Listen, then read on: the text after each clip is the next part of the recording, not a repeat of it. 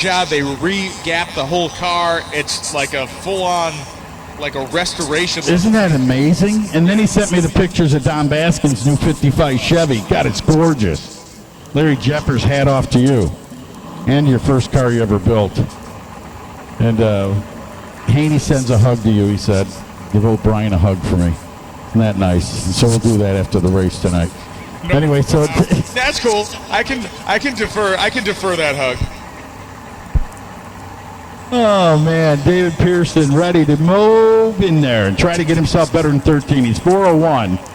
If this thing dips into threes, man, look out. Have you been there already? You've watched him at the Radio vs. the World deal over there at Sweet 16? This is the first time I've seen this car in Radio vs. the World trim. I can't say for sure whether he's been there or not, but I know in my own presence here this weekend, I haven't seen it go threes yet, but that 401 is awesome.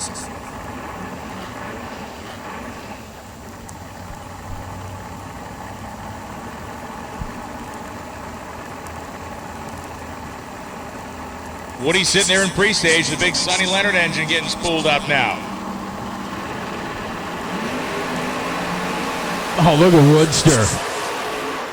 Look at Woody, man. 379.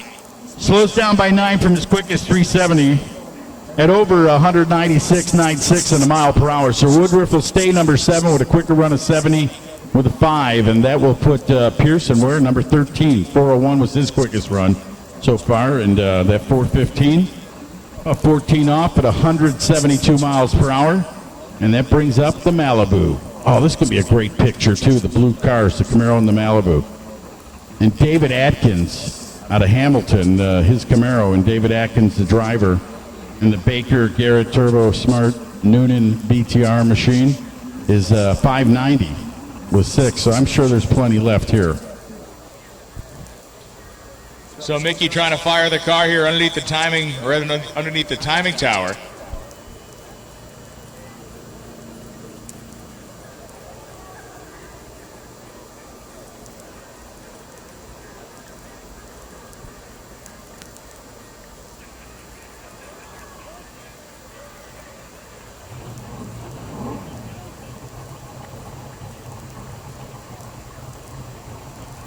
So Mickey's car has fired up. It's been a hard starter to the point where they've been hosing some ether inside into the motor here to get the thing lit.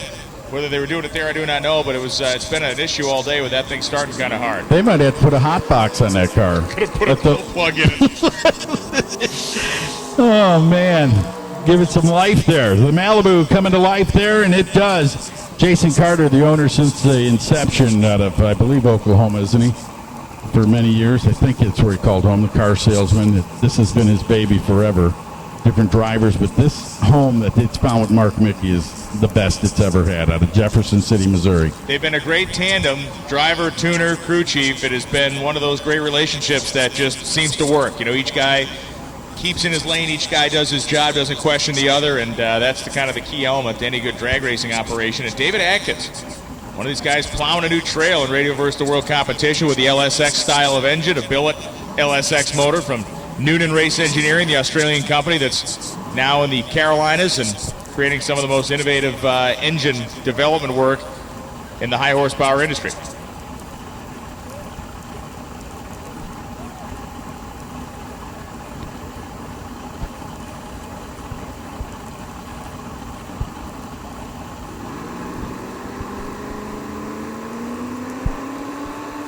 All right, setting the rings on it right now. Here we go. Mark Mickey, watch the car, the old Malibu, man. She knows how to run. Oh, they got one. Oh, look at the right lane, though, there, Bry. 368.9, 212 miles an hour for Mickey, the first good run we've seen that car make all weekend. David Atkins was 101 to 60 feet, poured the coals to it, and ended up off the pace as Atkins didn't do anything to move himself up the list. He did actually. 409, 184 moves into 15. Mark Mickey goes to number 7 with that 368 at 212. Man, not bad at all. So he finds himself some breathing room is what he does out of that car. That puts him in the deal, man, for Pro Mod versus Radio versus the World. So he puts him in the deal, and the meter is starting to tilt the other direction for this thing. When we look at the groupings here of 361 to 364, now the number 8 qualifier of Woodruff's at 370. which could get bumped back. So it will be a head-to-head pairing, seemingly, of all cars in the 350s to the 360s. I got to say that Woody and the guys down there, Mayor McCheese, Mayor McRadial, I'll guarantee you they step that thing up. They get into the program. Mayor McRib. Yeah, there he is. He's walking on sunshine. Don't it feel good?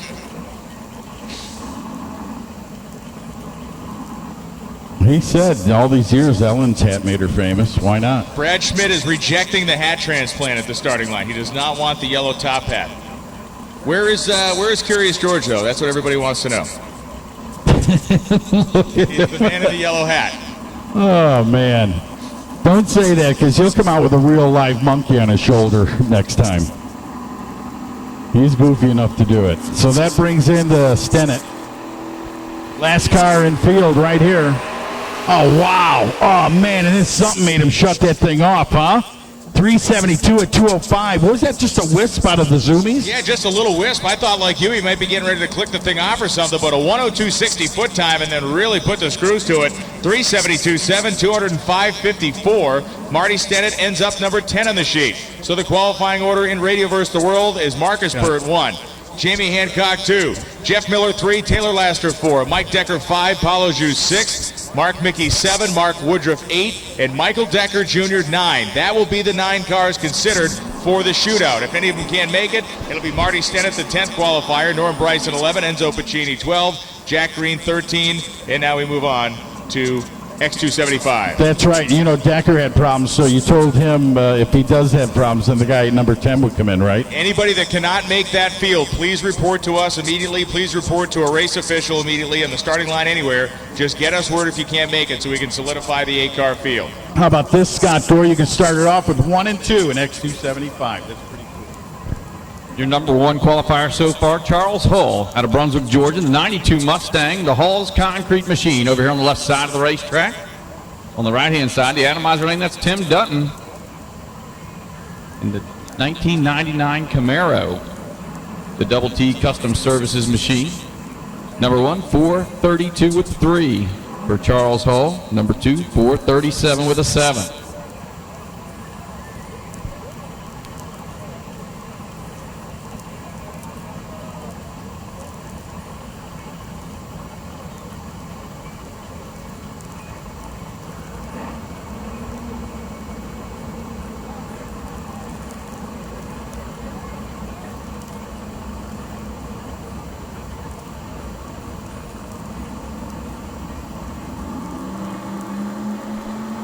Both of them easing into the beams. Dutton out of New Hampshire, Hull out of Georgia. Flicker in the bulb, here we go.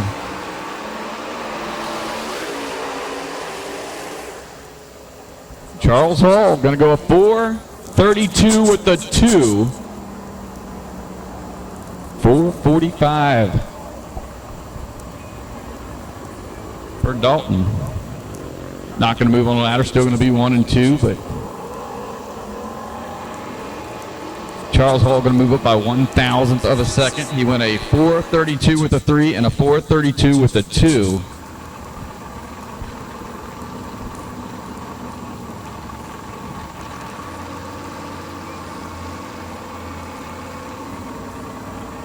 Jeff Taylor coming up in the 91 Ford Mustang. Notchback over on the atomizer lane. The Summit Racing lane, that's Jamie Stanton, the 2002 Camaro. The Pentagon Race Fab machine over here on this side of the racetrack. Stanton currently sitting at number 3, 438 with the 1. Jeff Taylor all the way down number 13 position, 465 with the 2.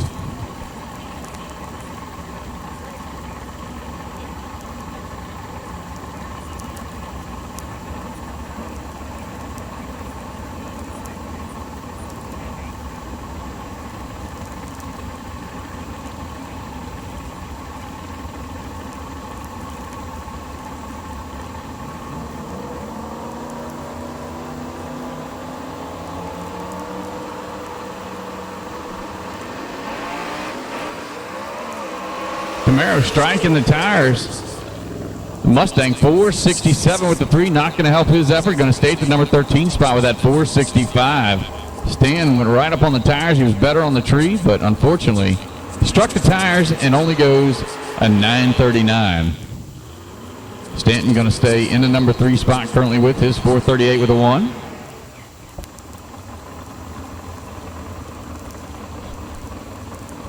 Ben Rhodes coming up out of Townsend, Delaware. 68 Camaro. Ron Rhodes. Battle of the Belts Finals. We need you to the staging lanes at this time, please. Battle of the Belts Finals. We need you to the staging lanes at this time, please. Mickey Thompson, Pro Torque. RPM Transmissions on board Rhodes machine. Dan Kinsey in the 66 Nova, the Race Flow Development Precision Racing Technology machine coming up on the right-hand side of the racetrack. He's your number 4 qualifier with the 438 with the 4. Rhodes currently number 8 with the 447.9. Battle of the Belts Finals. We need you to the staging lanes at this time, please. Battle of the Belts Finals. We need you to the staging lanes at this time, please.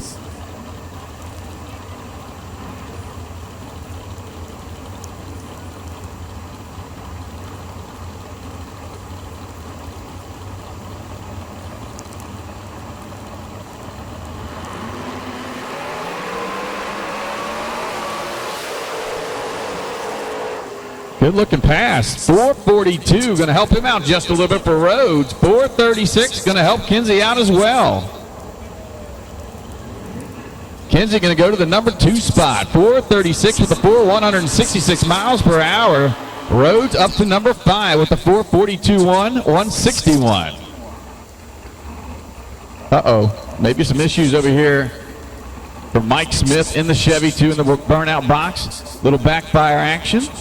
See if he can get it refired.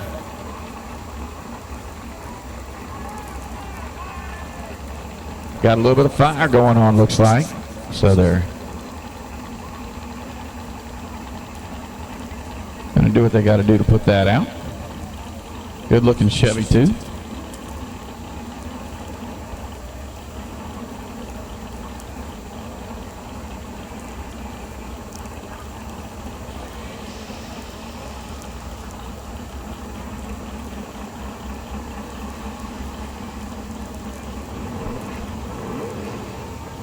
Darrell Varner, 85 Mustang.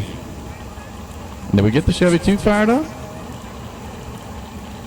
Yes, sir. Chevy 2 doing the burnout. That's Michael Smith.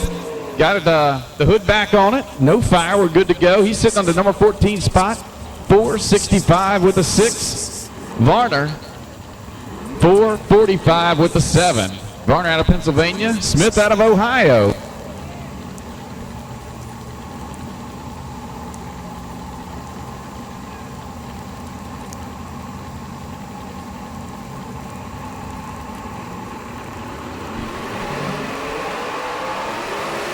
Smith having more issues, but now he's light the fires.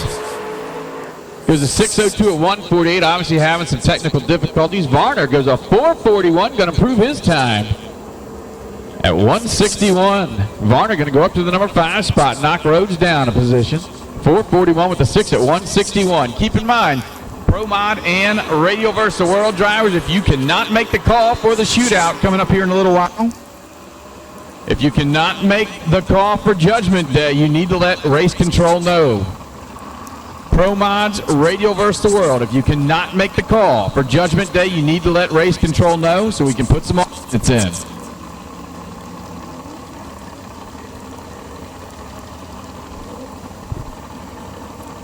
Jason Terrell coming up on the right-hand lane. Paint by Krusty. He says he's an international playboy. That's what it says on the computer, just reading it.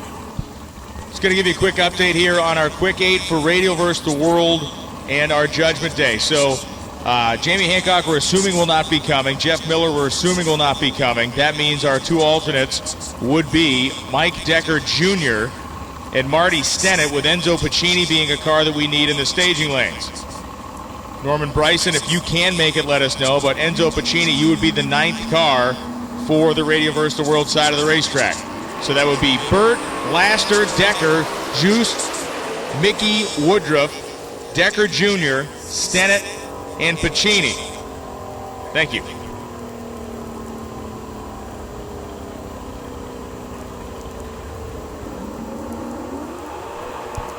Summit Lane, stopping the clock at 4:43, 159. Jason Terrell, 5:21, 137. Jimmy White out of Memphis, Tennessee, 93 Mustang over here in the Summit Racing Lane. Pro Charge, Neil Induction Machine. David Farlow out of Bahama, North Carolina, the Boo Fab, 84 Mustang. Farlow, number 13, 462.2. And that thing's been like a bracket car, 462.3 on his other pass. Jimmy White sitting at the number 11 spot, 455 with a 3.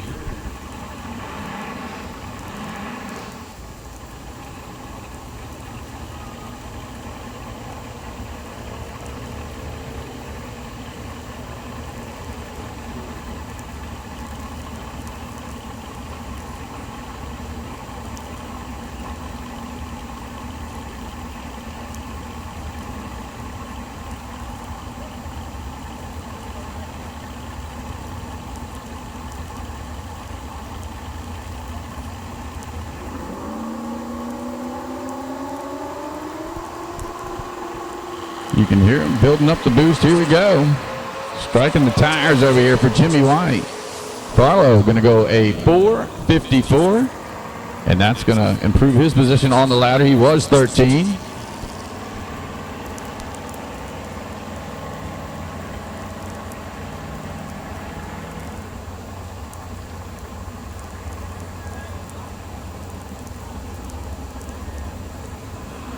Farlow to the number 11 spot with that 454.3. Austin Keene and the K&S Motorsports 84 Buick Regal.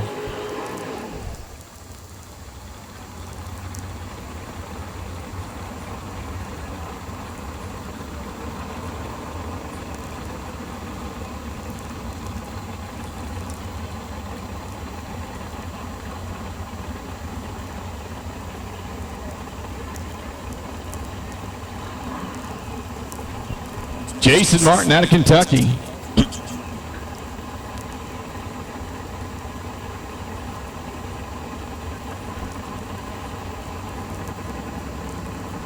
Jason Martin, right-hand lane, out of Kentucky. Austin Keene, number 17 with a 509 with a 2. That would move us down to Jack Green. Enzo Pacini can't make it. Jack Green, please let us know if you would be able to make it as the 9th car in the Judgment Day Radio vs. the World Pro Mod Shootout. Jack Green, you are next up as our 9th car.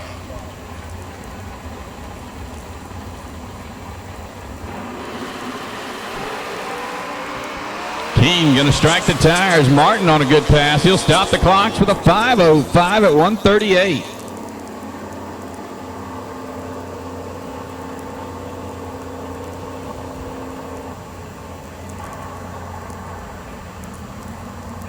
Austin Keene. Going to be at number 18, Jason Martin, number 17 with that 5:05. Martin Conley out of Kentucky in the 86 Mustang. Pro Charge entry over here in the Summit Lane. In the atomizer lane, Dave Fiscus.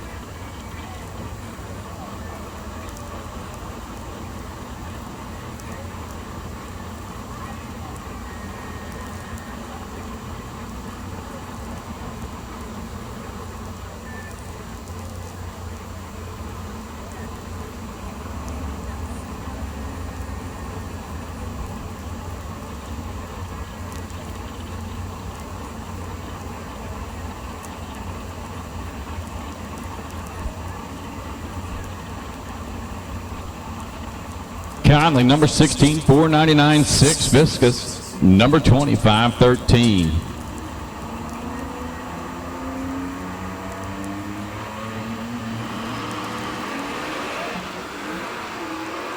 Both cars having issues right on the hit. They're just going to coast on down through there. Neither of them going to help their times.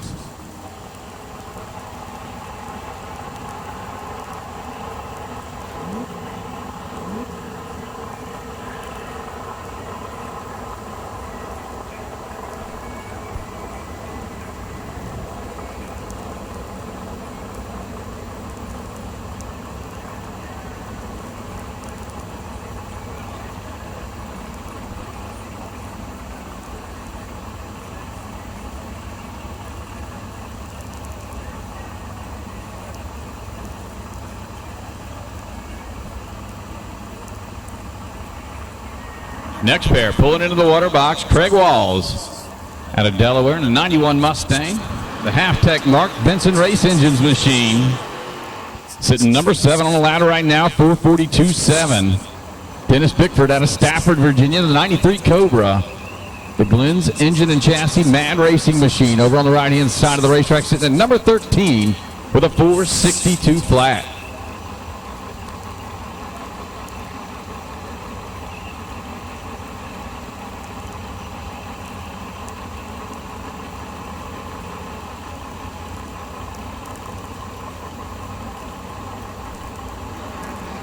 And once again,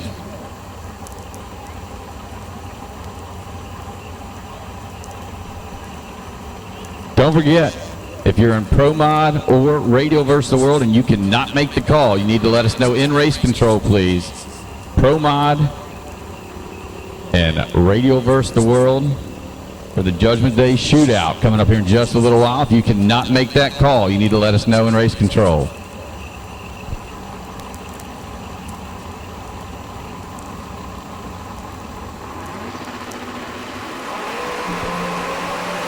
Good looking side-by-side pass right here on the top end. 465. Not going to help Bickford out at a 62 earlier. 481. Craig Walls. Although they were side-by-side, it's not going to help either one of them on the ladder. Walls going to stay number 7. Bickford number 13.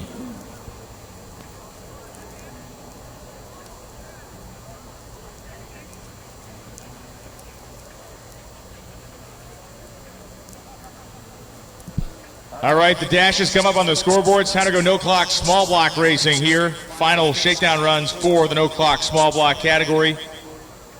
And our battle for the belts cars are in there. Once we run the battle for the belts cars, we will be tuning up our racetrack. 1 lane for Pro Modifieds, 1 lane for Radio versus the World. And we know right now, at least we believe we know, that the 9 cars that we will have for the Pro Modified side of things will be Tommy Franklin, Chris Thorne, Randy Weatherford, John Strickland, Chris Rinney, Kevin Rivenbark, Melanie Salemi, Jason Lee, and then Kevin McCurdy is the 9th man in.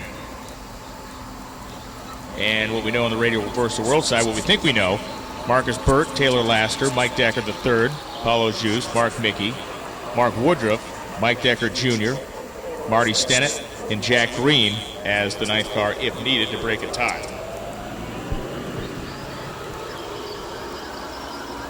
A little bit of carnage as everybody was pressing their stuff as hard and as fast as it would go during final qualifying tonight, as we'd expect them to, because it was the home run hitting conditions, so they all swung from their heels. Definitely saw a couple guys trying to make those life-altering runs out there. Exactly. You know? Yeah, bending the time-space continuum.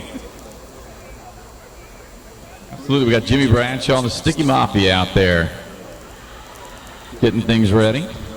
Going to go no-time racing. For those of you that follow the world of no-time drag racing, you know the name Little Country or Justin Swanstrom. He and his dad, Corey Swanstrom, very well known in that scene.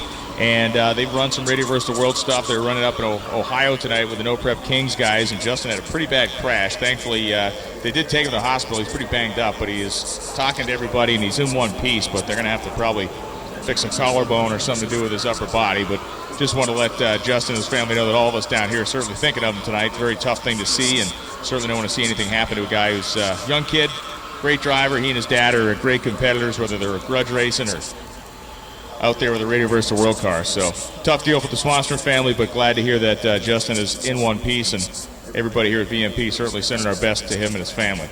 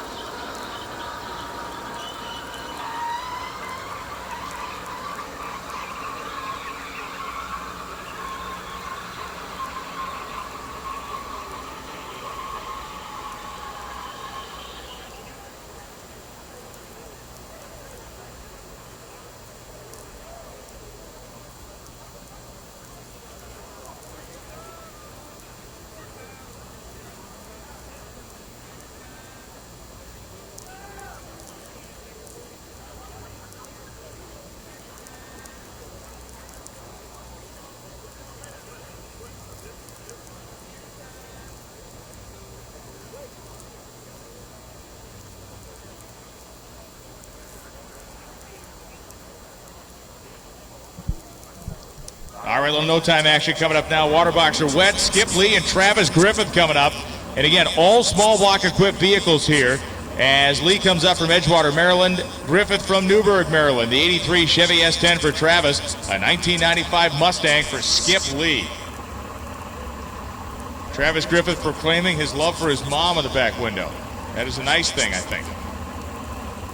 Skip Lee, really nice looking little SN95 style Mustang. You can see the plexi hood scoop climbing up on top of the cowl style hood he has on that thing.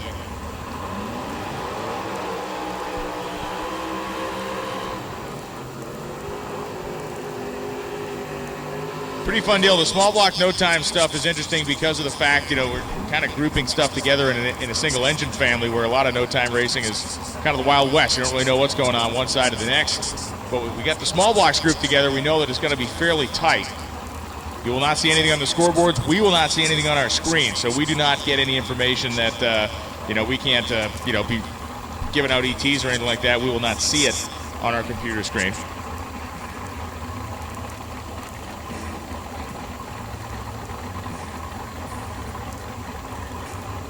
Going to be fun watching these guys at eliminations tomorrow. All there is to it is just turning the wind light on. Doesn't matter how quick you are, as long as you're quicker than the guy or girl in the other lane. Nitrous being purged over there for Travis Griffith.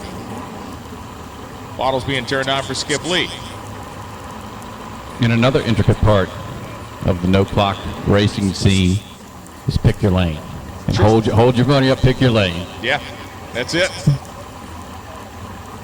It is definitely a aspect of drag racing that is built to be a profit-making enterprise for one party and not the other. Yeah. But that is really why grudge racing at the end of the day exists. We certainly prefer the type that happens on the drag strip, and running these vehicles with no clocks on is a very preferable alternative to have this stuff going down on a country road somewhere where someone can pile one of these things into a tree. Yeah, absolutely. The most controlled chaos you can have, I assume. That's it, baby. Everybody keeping their cards fairly tight to the vest as Travis Griffith and Skip Lee are now pre-staged. Nitrous small blocks on both sides. Look at Lee's truck just leap off the look at line. the Mustang. Yeah, beautiful launch for the Mustang as he is way up on the center line. Almost ran over 3 blocks out there, hit none of them. Travis Griffith a much cleaner run, but man, you saw Skip Lee's car get out there. And again, when you saw the flames come in, that's where the spray, that's when the nitrous is coming in, the fuel's coming in, the timing's being pulled back. And that thing really woke up as I was kind of coming down from the wheel stand. Fox body Mustang on both sides of the racetrack for Martin Girard out of Rocheleau, Quebec, Canada. And Glenn Buckler from Mechanicsville, Maryland. Yes, there is a no-time drag racing scene in Canada. There's one of those everywhere. Racing at places like Napierville and St. Air Super Speedway. A lot of great drag strips up there in the French-speaking region of Canada.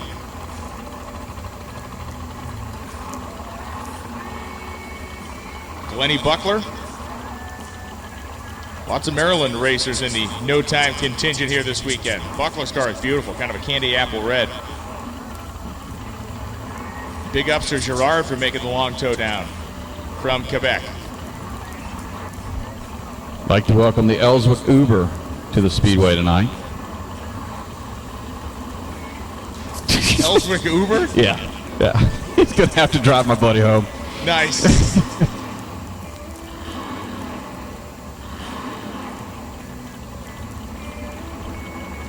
All right, after the first two just launched, they got my attention. Let's see if these guys can set them on the back bumper.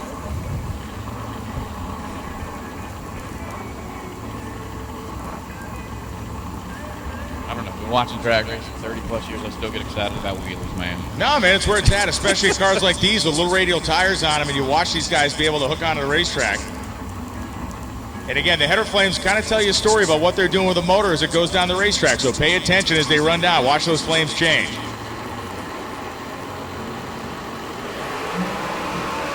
Oh, especially when they sound like cannon fire.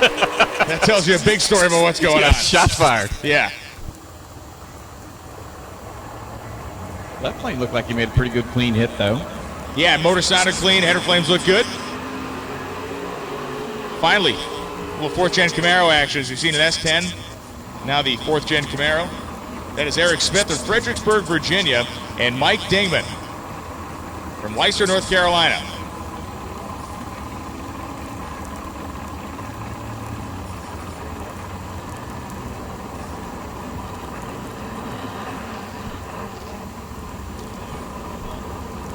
We need our drivers. We need the 9 drivers that will be representing both Radio vs. the World, their side, and the 9 drivers for Pro Modified. Tommy Franklin, Chris Thorne, Randy Weatherford, John Strickland, Chris Rinney, Kevin Rivenbark, Melanie Salemi, Jason Lee, and Kevin McCurdy for Pro Modified come to the timing tower, the front of the timing tower. And for Radio vs. the World, it is Marcus Burt, Taylor Laster, Mike Decker III, Paulo Jus, Mark Mickey, Mark Woodruff, Mike Decker Jr., and Marty Stennett, along with Jack Green. We need those 9 drivers on each side of the Radio vs. the World Pro Modified battle in front of the timing tower. You will find the skinny kid with the microphone down there. Tyler Krosno will be greeting you like a Walmart employee. Oh, man. Humongous wheel stand for Eric Smith. He ripped his foot out of it. It landed like somebody pushed it out the top of a parking garage. Dingman went down clean. But Smith's car went for the moon, pedaled it, kept it off the walls, and hopefully kept it from doing any damage to the front end. As Scott Marshall from Elkton, Virginia, will be the final car down. Marshall's brilliant red Fox body Mustang will be the last of our no-time competitors. The next cars we see up behind them will be the final rounds of the battle for the belts, with the 5-second and 5:49 index cars running for quite literally a WWE-style belt championship here at Virginia Motorsports Park. Friday night ladies' nights here at the track feature this battle for the belt series. Goes on throughout the season. Back in the 60s and 70s in California, they used to call it the Fox Hunt.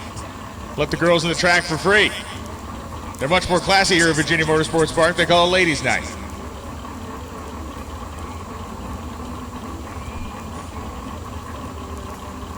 Scott Marshall, last of the no-timers to get after it on a solo run.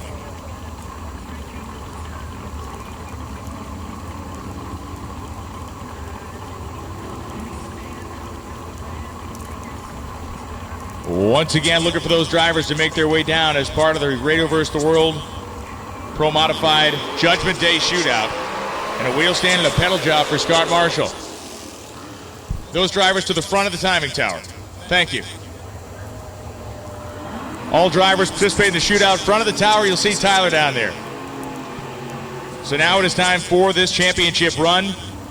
First with our 549 index cars.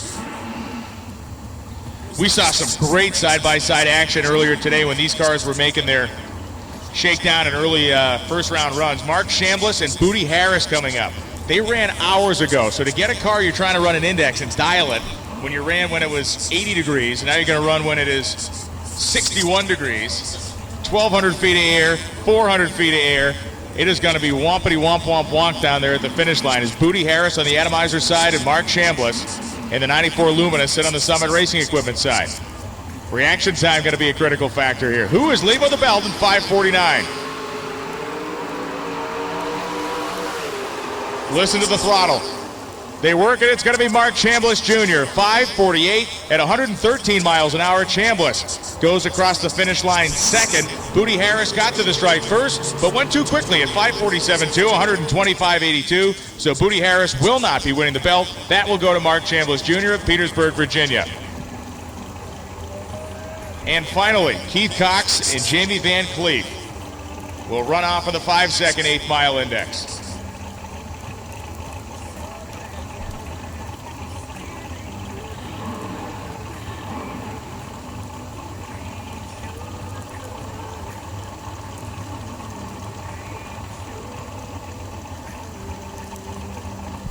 Keith Cox, Jamie Van Cleef. Van Cleef been thrashing on this car after an incident a couple weeks ago, has got it back together, been driving it brilliantly all day, running in Top Sportsman, and in this battle for the belts class. Reaction times both good as they charge to the finish line. It will be Van Cleef. 5:002 beats a 4:99.3. That is how you run an index race, kids. So Jamie Van Cleef, 5:002 with an 0:32 reaction time at 136 miles an hour gets the job done. And now we go to the starting line. Tyler Krosno going to get us going with Judgment Day. All right, ladies and gentlemen, VMP, this is what you've been waiting on. We got the 8 baddest Radio versus the World cars that are still left standing, and we got the 8 baddest Pro Mod cars left standing. They're right here. There's $15,000 on the line. And let me tell you, ladies and gentlemen, it is going to be one heck of a show for to round us out right here on Friday night at the CopCam Shakedown Nationals right here at VMP. Drivers, if you're not here, let's get a move on. Drivers, if you're not here, need you to come on up. So let me get my Pro Mod or my Radio versus the World drivers on the right side, Pro Mod drivers on the left side. And break. So here we go. Pro Mod drivers are going to be on the left lane. Marcus Burt, you are low ET of this event, sir, with a 357 with a 9. That makes you the team captain of the Radio vs. the World team. What lane do you want, my friend? Man, I just want Jay Cox. Will somebody loan him a motor, please? I've listened to his you-know-what for about a month now. Please, somebody loan Jay Cox a motor so we can get it on tonight. We're going to take the right side. Marcus Burt said you take your blower hats and your wood scoops and you look past them to come see the Christmas tree. Radio cars are going to look past the A-pillar and they're going to try to cut you down. Tommy Franklin, you're the team captain on the Pro Mod side. You're hanging in the left lane. What you got? We're ready, man. I got a #1 team up here. Look at this stack. So we're ready to go. All right. Radio versus the World, you are the quickest. Come see my main man, Jason Jennings, in just a minute. Does anybody have a call out? Is there a Pro Mod driver that you got some beef with standing right in front of you that you want to get down with?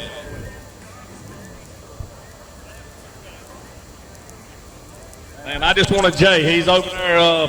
I don't know what he's doing. They probably cooking as bad as they hurt that last time. They probably going home. They probably eating Cheetos, as Donald says.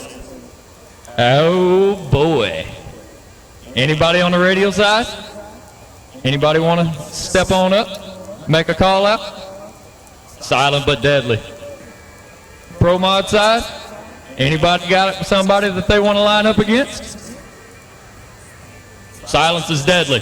RVW, walk over here, see my main man Jason Jennings, and draw your chip. So here's what's going to happen, fans. Radio versus the World is going to draw a chip. All chips will be drawn 1 through 8. If you're the alternate driver sitting at number 9, hang tight. You will not draw. You will be paired with the number 9 car.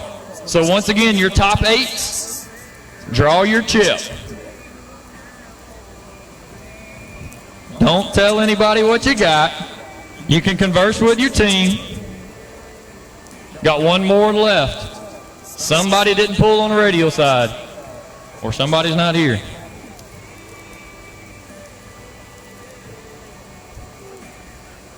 Taylor's not up here. That's fine.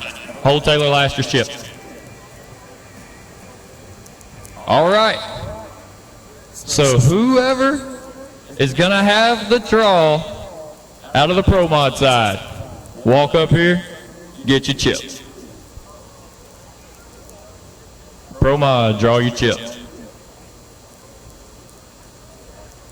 Kevin Rivenbark, John Strickland. Kevin Rivenbark, John Strickland, get up here or have somebody draw for you.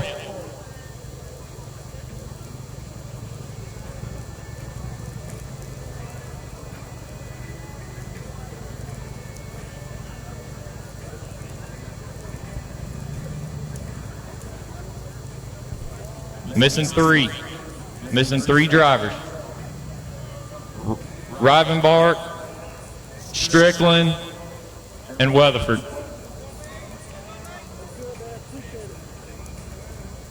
I'm not drawing for anybody. I got glue on my hand. Somebody will say I stuck to a chip. Come on. All right, 3 people step up, draw a chip for us. Blake, come draw for Rivenbark. Amber, come draw. I'll get it out. For Strickland. Ashley, come draw for Randy Weatherford. This is not going to be near as fun. If one of you radio boys holds a fist up to that pretty little girl right there, it's out. Oh, man. The old folks home might have picked up Kevin, or the other one might have picked up Kevin, to be honest. Here comes Randy. Ashley, you're off the hook. Randy Weatherford, see Miss Ashley Franklin? She has your chip. Yep, late as always, Rivenbark.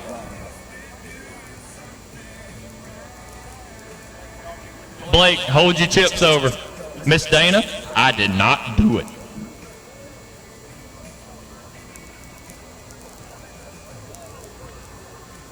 All right, here we go. Number ones, step up in the middle. Ooh, Decker and Mr. Miles Per Hour, Chris Thorne. Ooh-wee. That's going to lead us off. Y'all are first out. Number twos, bring them on. Woody and Randy Weatherford. Weatherford in the Pro Charger car, Woody in the Woody Mart Mobile.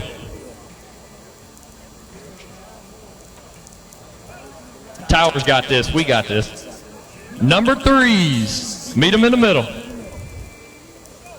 Chris Rainey and Taylor Laster, nitrous on nitrous crime. The Northern Assassin versus the Texas Terror. Here we go. Number fours. Who we got? Paulo and Jason Lee. We got Roots and a Centrifugal. This is going to be a dog fight. And, ooh, look at the ones left standing. Anybody get nervous? Anybody? Probably me, but anyway. Number fives. Decker and Miss Pro Boost Melanie Salemi. This blower on blower crime. Why we got to put them all together? Sixes. The baddest small block on radials and the baddest tractor puller I know. John Strickland and Marty Stennett. This is getting down to the nitty-gritty. Sevens. Step them up. Mark Mickey and Kevin Rivenbark. Oh, yeah, baby. Oh, me, this is going to be good. And who is left standing? Number 8, the two baddest cars on the property, Tommy Franklin and Marcus Bird. Pat Musey side by side. This is going to be one for the fights. He said, hey, and I'll say this, Marcus Bird said he wasn't going to call out Tommy Franklin. But let me tell you something, they know how to draw chips. Fans in the stands at VMP, the two baddest cars on the property are going to be the last two down with $15,000 on the line. Motor Mania TV, don't turn it off. It's game on because it's Judgment Day right here at the CopCam Shakedown Nationals. Man, that could not have turned out any better in terms of matchups here for this one-shot deal. The cars lined up incredible, absolutely incredible that the two number one qualifiers ended up drawing each other in the chip draw. Man, the odds of that are fairly short. So here we go. We're going to get the racetrack turned up, turned around. The teams are working on their race cars, and we're going to have this thing off as quickly and as soon as efficiently as possible. But, man, it is a great matchup as we run through the pairings again. Decker and Thorne. That is Decker Jr. and Thorne, I do believe. It's going to be Woody and Weatherford, Chris Rennie, Taylor Laster, Jason Lee, Paulo Juice, and the Black Betty car. Mike Decker III will be taking on Melanie Salemi. John Strickland, Marty Stennett, Mark Mickey, Kevin Rivenbark, and then the big one. The unstoppable, or the immovable object and the unstoppable force, known as Tommy Franklin and Marcus Burt, will square off in what could be the rubber match pair all the way down there at number 8. And we're going to run them in that order that they drew.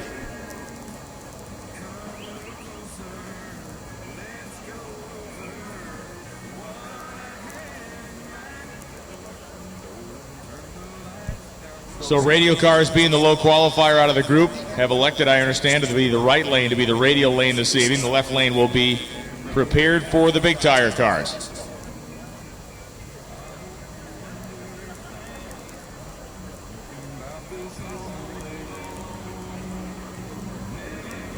So in 20 minutes, cars will be in the staging lanes. Your cars need to be in the staging lanes, all competitors, including the ninth pair, the tiebreaker pair, all the cars need to be in the staging lanes in 20 minutes. It is, by our clock, 5 minutes to 10 right now, which means you need to be with your race car in the staging lanes at 10:15.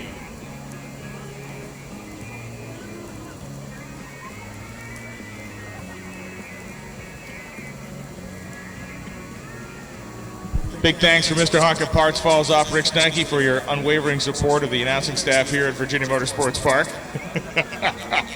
Care packages have been delivered. Thank you, sir.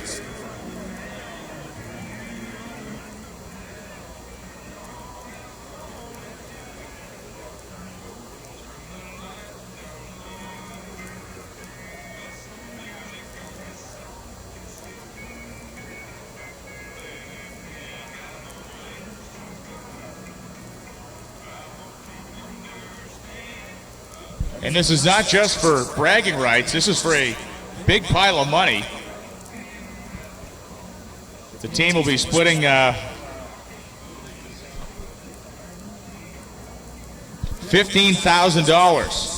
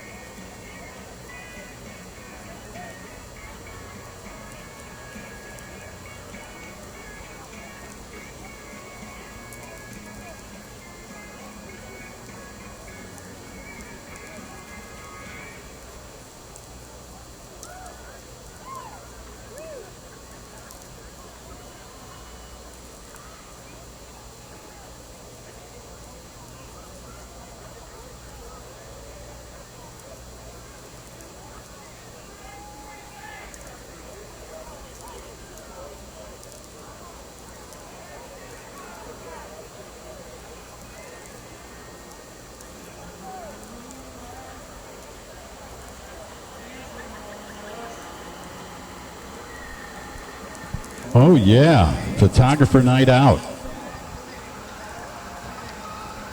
Good thing you got, hey, you know, the only thing that guy can save you from is getting those handcuffs away from his waist side. So just as a note here, we are going to run all 8 pairs. If it happens to be a sweep one way or the other, the first 4 through, we're still going to run all 8 pairs. So you will see 8 pairs run down the drag strip, possibly 9, depending on what the situation looks like when we get to the end of this thing. But at 10:15 p.m., the cars will be in the lanes. Tractors out there getting everything set up to go.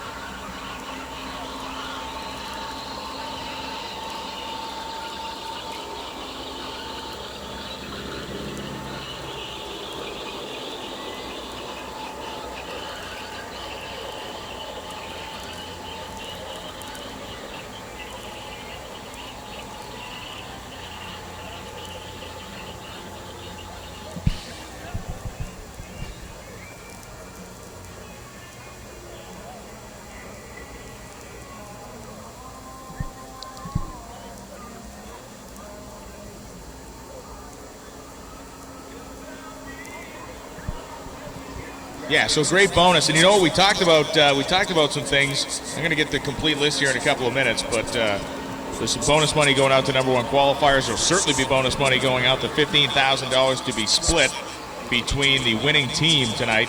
Isn't that nice? Judgment Day. That's a nice deal, And man. the gavel. There's a gavel. What's a gavel? A specially made gavel is going to go to low ET of this deal. I get what you're saying. Yeah, like the when you went to the gavel. judge when you were running around on your motorcycle with your dumb shoes on. Yeah, he'd never used the gavel. We did it all behind judge quarters. You and Wapner. Yeah. I like Judy, except she's ruined her hairdo lately. Judge Judy. Get that little tight bun. You know what I mean? There's the gavel right there. Here come the judge. There you go. That's what it sounds like. Yeah. Hopefully no one will hear that sound in their oil pan. And that was being knocked against Al's head. Kaboom. Wasn't as echoey as I would have expected, though. I thought it was going to sound like a xylophone or a steel drum. Wait till I choke down the top part. You finished that tube steak, I'm in big trouble.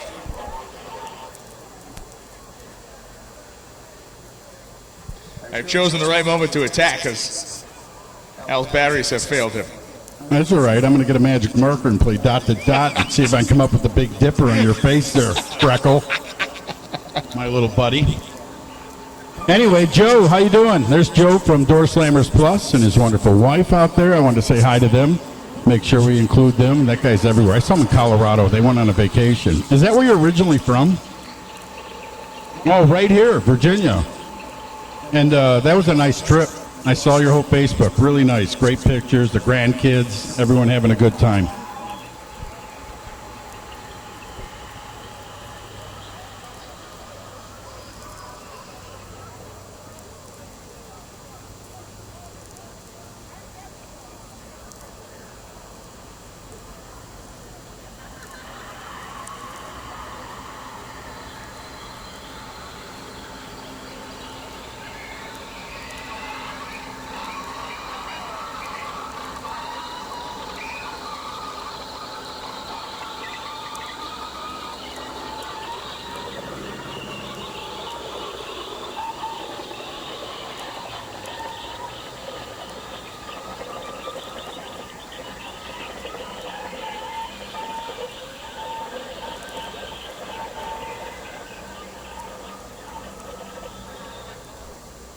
There we go. Fresh mic. Thank you to the battery guy, Battery Bob over there. I want to thank him for finding batteries for this thing.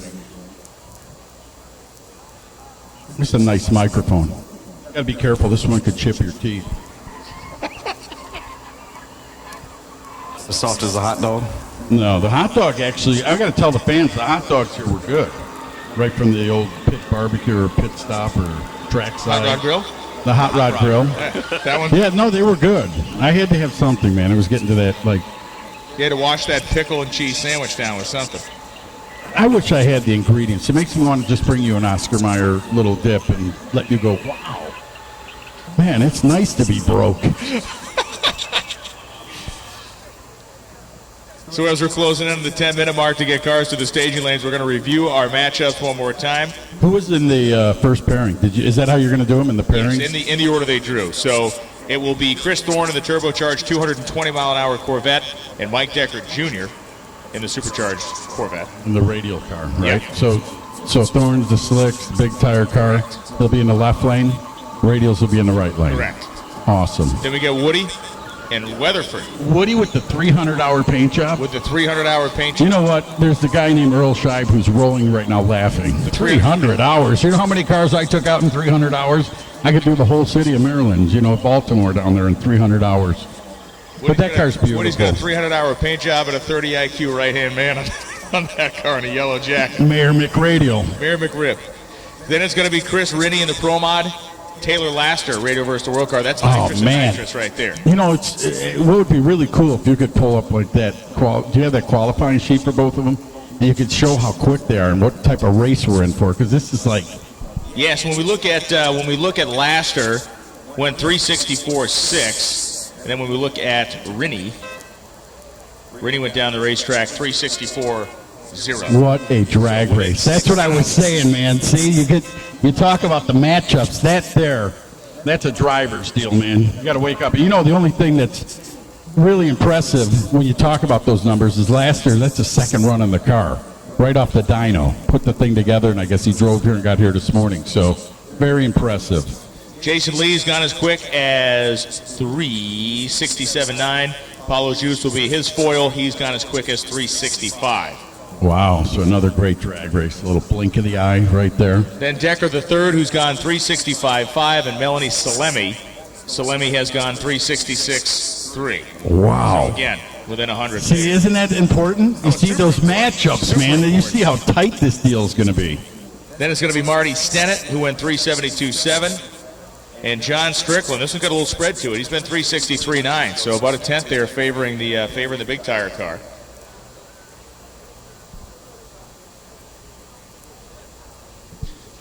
So yeah, here's the easy way to do this. Keep this organized, guys. If you are car number one, you're the first pair, just pull in lane one.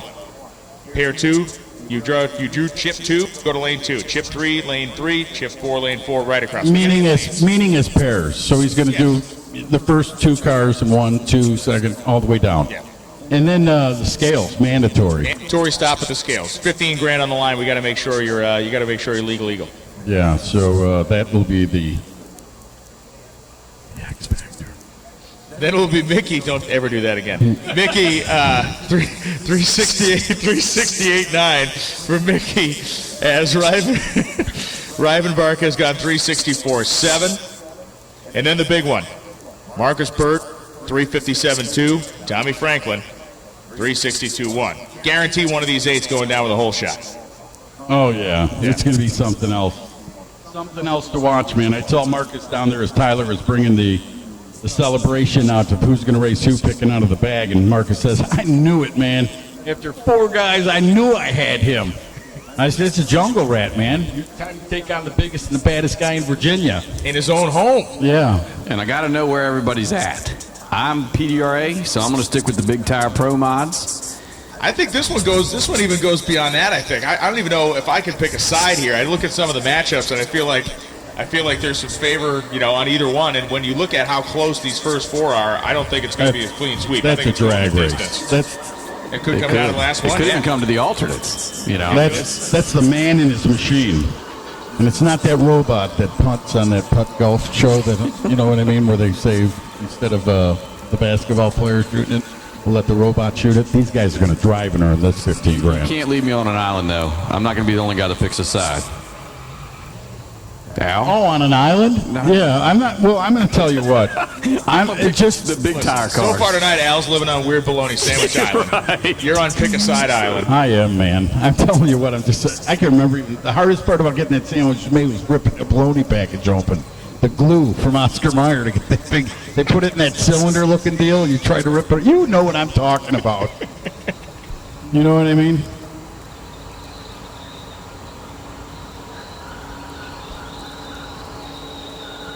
So this is your 5-minute warning. 5-minute warning, competitors to the staging lanes. Again, if you drew chip 1, you go to lane 1. Chip 2, lane 2. Chip 3, lane 3.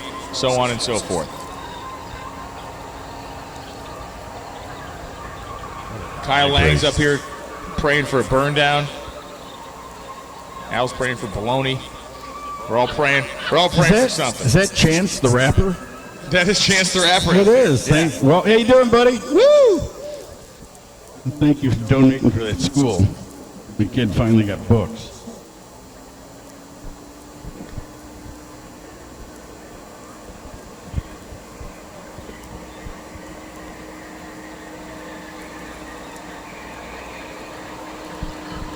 I'm impressed you know who that person even is, to be honest with you. I got a 16-year-old, man. You're hip with the kids, man. I'm telling you what. I didn't know who he was. Speaking of kids' language. And plus, I seen him on the Kelly Clarkson show while I was out of town at late night. She got her new show, you know. I like how you had to go, when I was out of town that one time. And yeah, no, I'm not at home. I'm at work, man. watching a bunch of guy stuff, and I just actually stumbled into the Kelly Clarkson show there. You know how it happens. Yeah. God, can she sing. Tell you what. I'd like to get in a Twinkie eating contest with her. Anyway, so with that, Tyler, how you feeling, man? Don't walk and trip. Hey, look at him. Oh, yeah, you know how you're feeling. After hearing Brian read those numbers, man, this is a driver's game here in the first fourth. You better have your game on. You know, butterflies. And I'll tell you, I'll go back to all the years. I've known a lot of these drivers, but Marcus Bird I've known way back when he was a hired gun in grudge racing. And one of my most fondest moments of that kid driving was in a 4-door set. What year's your Impala? It looked like that year. Oh, the Harkin parts? 70. No, don't you have a white Impala? Oh, I sold that thing off, but mine was a box style Caprice. Yeah, the box style. Yeah. That's what he had. It had like a 572 cubic inch nitrous fed monster in this thing. Yeah. You know, it had the old seat, and he got in the car because the brothers didn't want to drive the thing. So they get the Axeman in there, and we're at Macon County Dragway. County Dragway, yeah. Over there when it was just right lane for radios, right?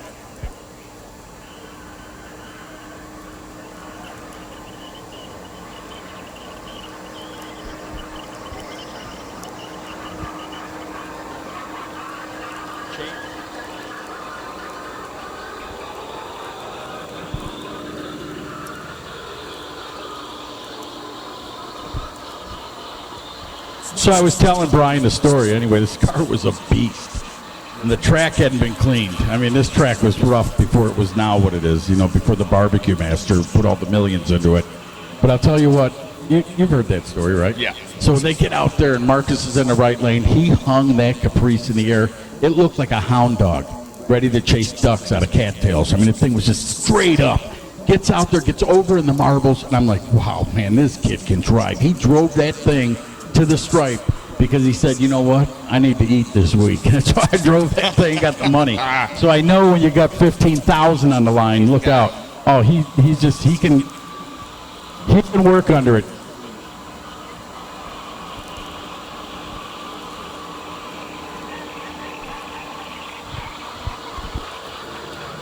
Yeah, that's a good one, too. Tyler Crosstown coming back in. Remember, Sweet 16, of course. Kevin Rivenbark winning this year. Mark Mickey won the very first one, and they are the 7th pair. So how about it? A lot of stuff tied together here. Virginia is for lovers, man. I'll tell you that for sure. That's going to be a loving race. And Mark Mickey just coming around after, 3 rounds of qualifying. They just started to come to life in that car. Got the mojo working there. Awesome for them guys. So we'll see that. One of my favorite cars. Another one, the Malibu that I know it's all. Hey, look at Sox has got the cigar going. Man, check that out. I didn't even notice it. Here you go, man. George Burns down there. He's going full Burns. Oh, man. Good kid.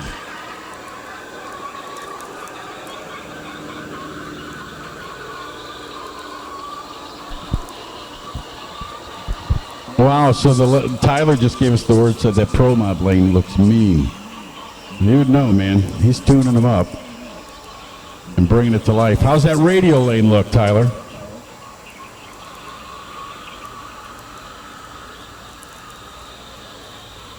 Oh, man. They're...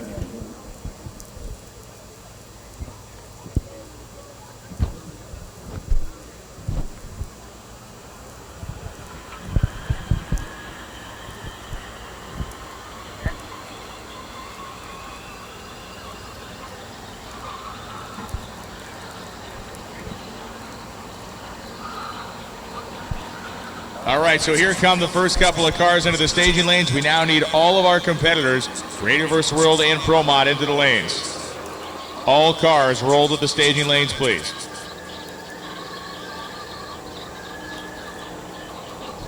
John Strickland making his way in now.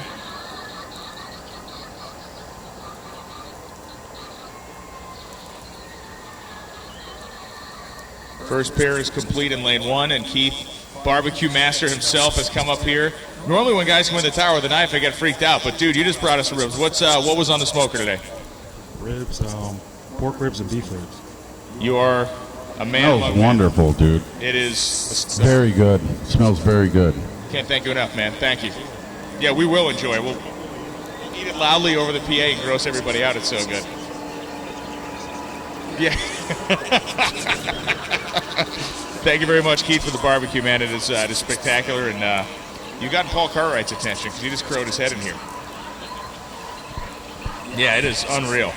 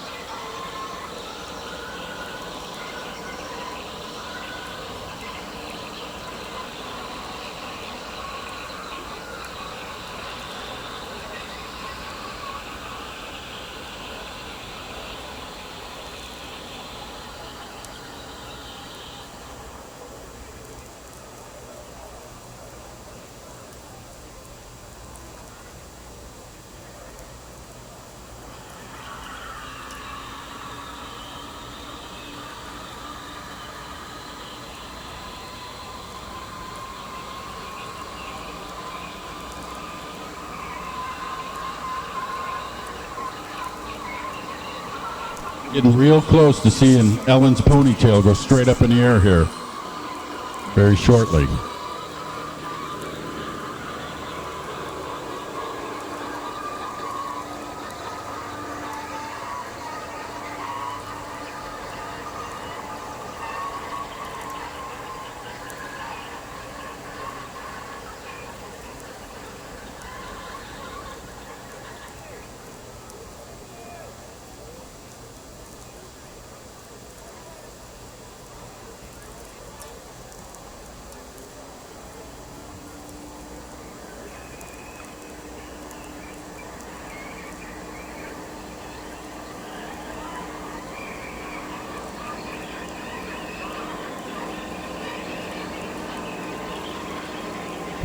We continue to bury Keith's ribs if the entire timing tower has gone completely silent. We got almost everybody ready to go down there in the staging lanes, and it's going to be fun. First time it's ever happened with a racetrack set up to be idealized on both sides for these combinations. We've talked about some of the backstories, some of the localized backstories to this weekend performance-wise, and then some of the overriding situations like we have with Rivenbark and Mickey, the two Sweet 16 winners, going off side by side as well.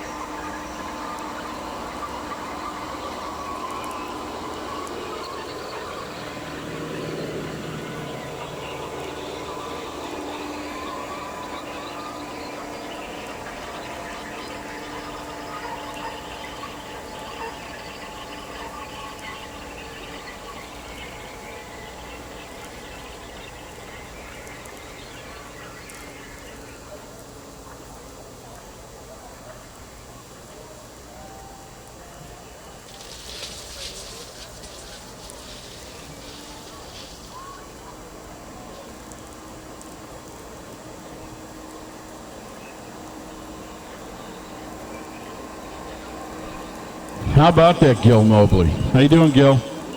Been a long time, man. Mr. GM loves them Chevys.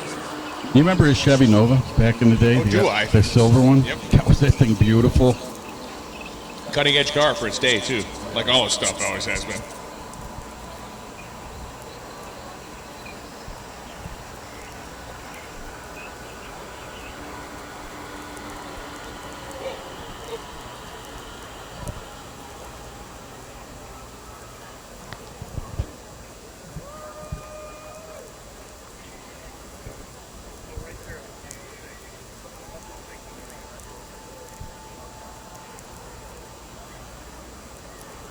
Well, that's, what can you say, man? You got one of the first time ever races coming up, as Brian pointed out.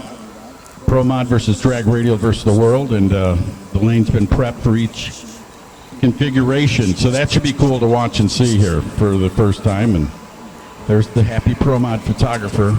Pro Mods! Black Rock in the house, of course, Tara Boker.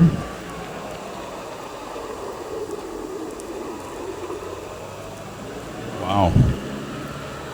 Little carnage going on, huh? A little bit. Well, they got a few minutes here. You know, it was cool when you pointed out the Bumblebee earlier, and then I had made the reference that was on Drag Illustrated, and John shot that. He sent me a text, man. It was just so nice to hear from him. Oh, John's great, man. John, yeah. I mean, talk about a guy who's been front and center for a lot of great history of this style of drag racing. It's John Ford. Yeah, and I send out my love. You know, I was talking about Serge passing away. John lost his mom just a week or so ago, and I really am sorry about that, John. I tried calling him, and then I kind of hung up, and then he called me, and I didn't have time at work to answer that deal, but we'll get together. I promise you that. Great guy, man. Done some great traveling with him. Gone to some great drag races, and I can't wait till he gets back out and looks through that lens again.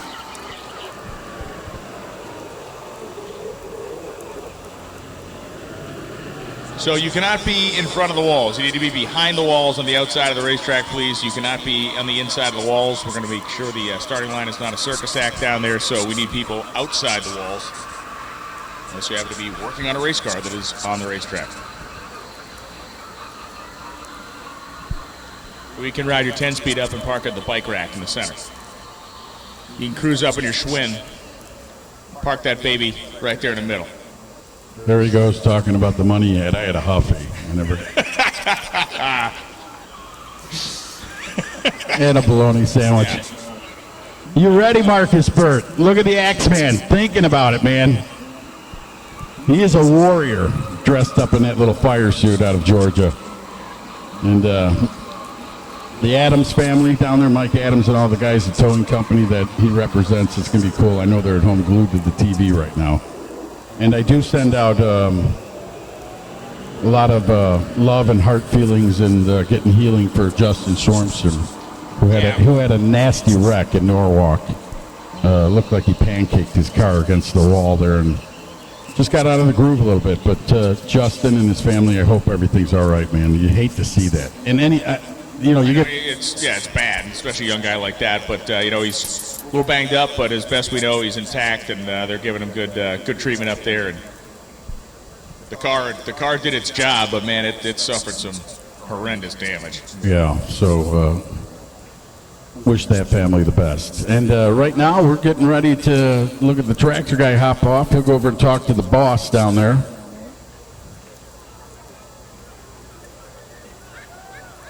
And Melanie down there, what's she trying to do? Getting the preppers there. You see that? Melanie Slemmy. Make sure you do a good one for me. Intel. She's gathering intel.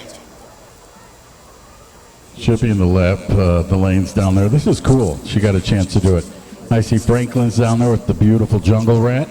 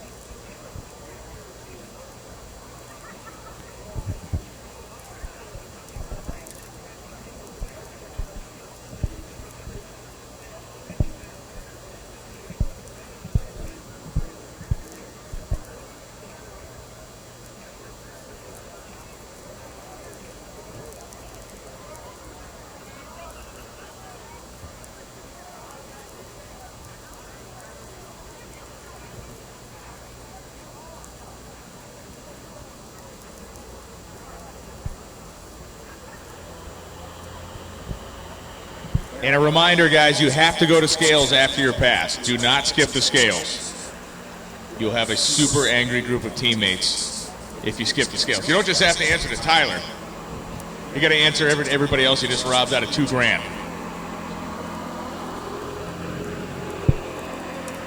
And I had a chance to go down there for a moment. I was looking for a little hot dog or something. But let me tell you. Hey, listen, I wanted to say it the way it was because I got in the line and I'm like, this ain't going to work. So I got out of the line and then I saw this black Peterbilt. I'm out of the corner of my eye and I'm like, wow, look at this, man. I'm looking at the front of the truck and I look around the corner and there's Buddy and Biscuit and Tommy from Mickey Thompson. Oh, yeah, it's their new rig. proud of that truck, man. He should be. Awesome. That thing is beautiful, man. Brand new 2020 Pete. Yeah, that's going to keep Buddy there for life. Down on its chin, that thing is awesome. You know, and what a beautiful truck. So Mickey Thompson Tire on the Midway. You want to go down? If you're looking for tires, even as a spectator, and you need something to take home, go down and see what they have in that trailer. Always full of good things, especially the 10.5 tires that they bring to each and every event. And it's kind of cool to see him out here representing. And it was nice to see Tommy. I mean it. Tommy Kundrick and the fine people from Mickey Thompson. And Buddy down there.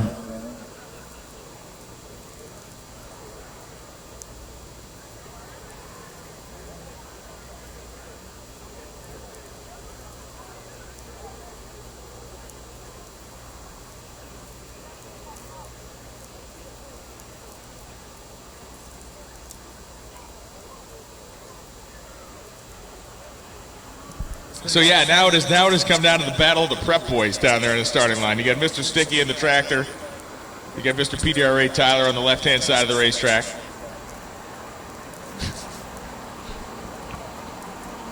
We need to get a live tractor cam going. Cool. See if Jimmy talks to himself inside that thing. I think he does. I'm sure he does. Yeah, God only knows what he's saying, but he spent enough time on one of those He things. gets a little traction hop from the back piece. You know, starts bumping a little bit. It's kind of like. Looking for an update on the weather. I can get you that here momentarily.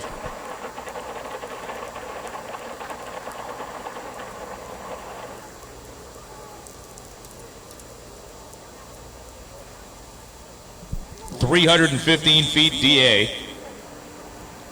...and blazing 60 degrees... ...barometer 30.08 inches and 61.2 grains of water. So how's it changed? How much since our last qualifying? Oh, it's nosedived. I mean, the DA has gone... I think it was 900 feet when we started checking it in the warmth of the afternoon. Or I think it was actually on the backside of the afternoon. I think we were down under 1,000. It definitely was over 1,000 at some point today. But 315 and dropping. We ran it last night. By the time we were done, it was about 250 feet. So conditions as compared to last night are actually probably pretty close. I mean, give or take, the water's about the same. DA's about, rather the barometer's about the same as well. So maybe some last night tune-up magic would be handy here. And that's where Tommy's 362 came last night. So cool stuff right there to know that the tuners can utilize what they found last night.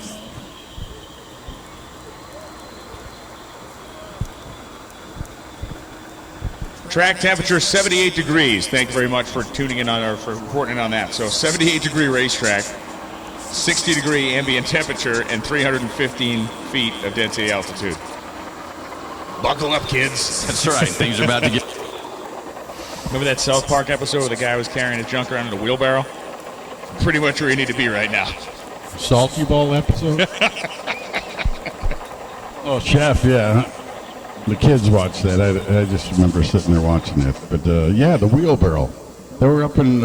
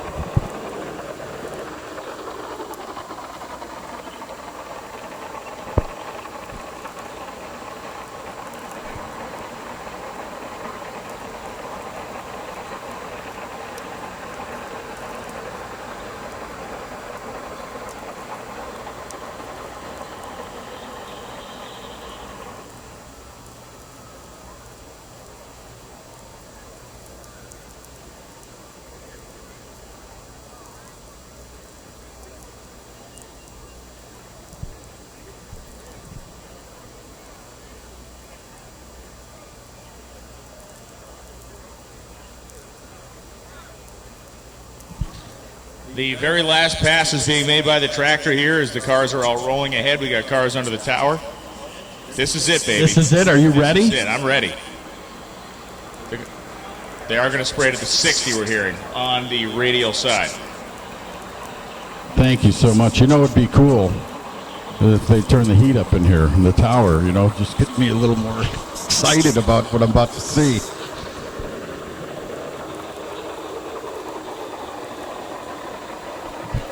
Oh, he's out there. There he is. Mayor McRadial. Still Oh, and looking. he has the bullhorn with him. Oh, does he? He does have the blowhorn. Still looking. Feel free. Feel free to take over the deal there. Step right up. Step right up.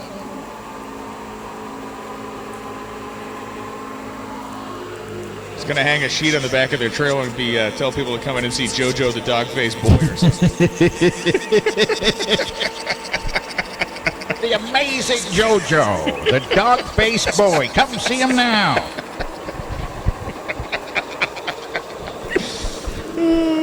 Oh, my gosh. Come see Harry Vanessa right next to him.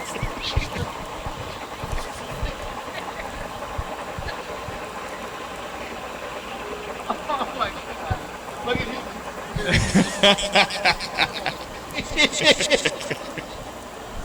All right. Holy Christmas. Right on, man. I'm telling you what, that's a good one right there.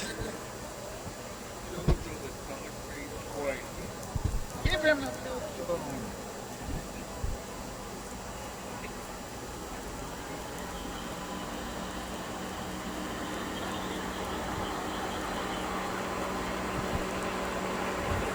All right, once again, if you're standing up on the starting line, you have to get behind the guardrail. If you're standing on the starting line, you have to be behind the guardrail.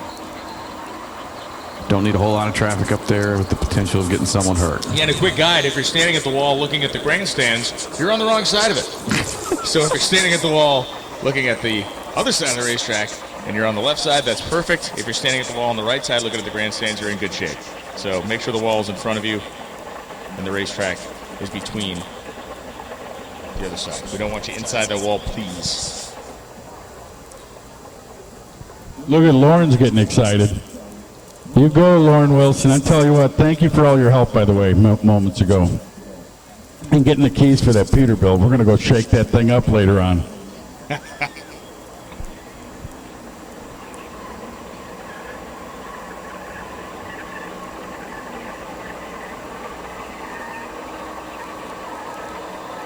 Suspense, right? I mean, It is, man. It is. We just had the best rib I ever had. Keith, you're the man. Thank you for bringing the barbecue to the tower. It is, as always, epic.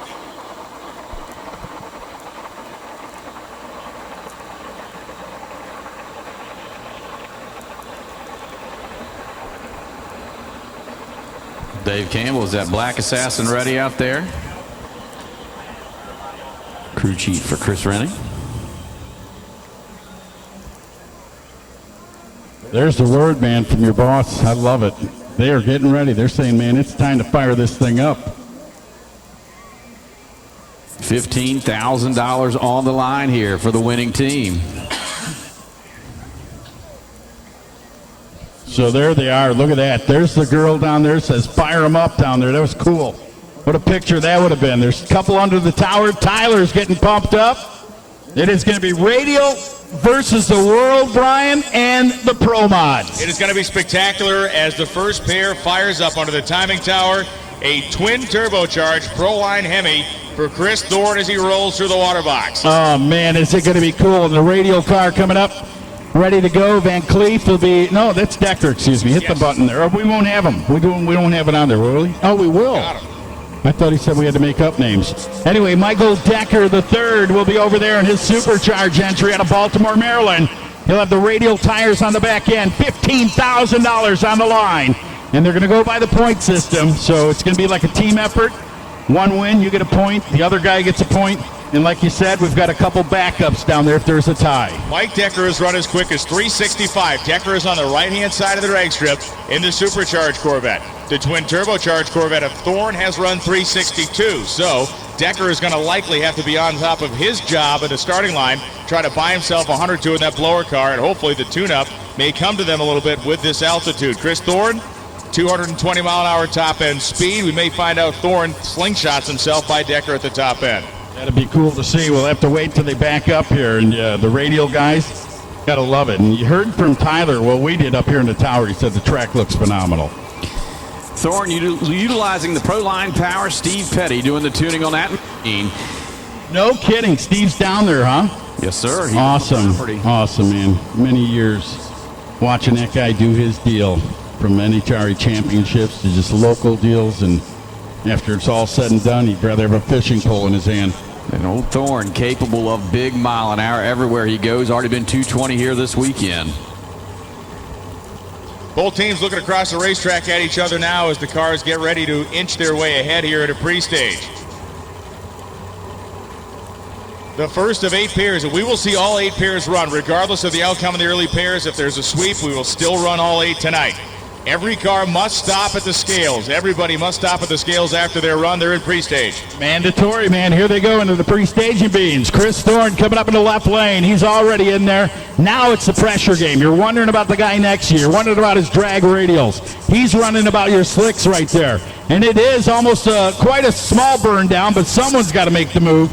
Thorne's looking over there, and I believe Decker's saying, no, No, you bring your turbo in first. Get that thing on the chip. Let me see what you got. And if I'm Chris Thorne sitting there with my turbo car, I will wait because Decker's car, well, it is on alcohol, less susceptible to soak a lot of heat. That blower is going to start to make a little bit of heat, which could detract from performance. All right, fans, line it up. Let them hear you out there. They're having a little burn down. Let's get loud out here at VMP. Come on. That is more than just a little burn down right now. That thing's getting to be a big one. Oh, now Decker hears it. He gets in. He must have heard Lone say, hey, he's got a supercharger. He don't want to build no more heat. Thorne's in. Lights are down. Man, they got a good one going. Look at Thorne. What a charge. Wow, 0-18 reaction time for Chris Thorne. Goes 363.2 at 219.69 miles per hour. Chalk one up for the Pro Mods right there in the left lane. Chris Thorne really ignited his way. .972, .995. I could see that visually. Couldn't you up here, Scott? I mean, it was just, he was pulling away from that deal. 290 per hour. Thorne, always capable of huge mile an hour every time he makes a blast.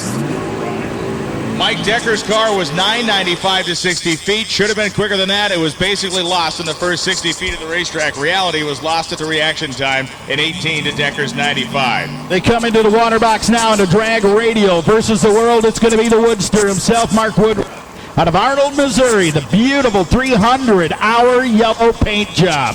The 2010 Chevrolet Corvette that awed the world back in the day on drag radials and in the Outlaw 10.5 world. Now that it looks like Woodruff's got his hands full here from the local guy out of Danville, North Carolina, I believe.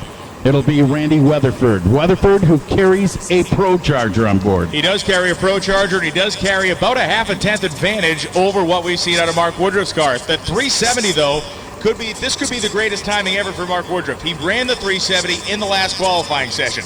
They found their mojo at the right moment. If he can translate the 70 to a low 60, maybe he can catch Weatherford sleeping if he thinks he's got a duck in the other lane. You know, Scott, they've always been good at finding the numbers when they need it, being Woodruff and the guy in the yellow jacket without the monkey. Weatherford is no joke, as he has laid down the number earlier in qualifying, and I think, you know me, I'm kind of big tire partial over here, so I'm of course going for Weatherford. Oh, they'll go right in. Weatherford gets that thing right in. Brian, what do you think about the yellow vet? Come on. They leave within 2,000ths of each other, but look at the Pro Charger car, 363 at 207. And it's looking like a hatchet job up here right now as the Pro Mods have gone out 2-0. That's right, without Molly. At 207 miles per hour, man, I'm going to tell you what, these guys are ripping it up. Mark Woodruff obviously having one of those weekends where he's going to have to find out what the car's doing and what it's dealing him. Just did not react the way he wanted in terms of the first 60 feet. It was 972 on that right side of the racetrack. Reaction times, though, within 2,000ths of a second. So if they had both stuck to the course and gone down, that would have been a brawl. 2-0 right here. The big Pro Mods out front with 2-0 for the drag radial cars. But it's going to change here. We got some more heavy hitters right around the corner. They're under the tower, I believe. It looks like Rainey's getting ready for his business.